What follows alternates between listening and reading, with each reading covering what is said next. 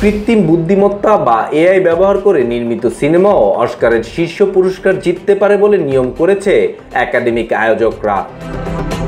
Academy অ্যাওয়ার্ডসের আয়োজক সংস্থা academy of motion picture arts and science এই নতুন নিয়ম জারি করেছে।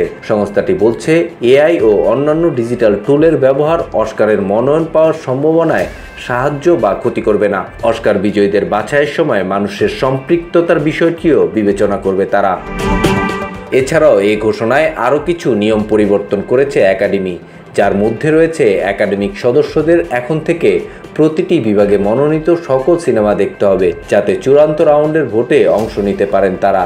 আর তাদের এই ভোটই বাছাই করবে অস্কার পুরস্কার জয়ীদের।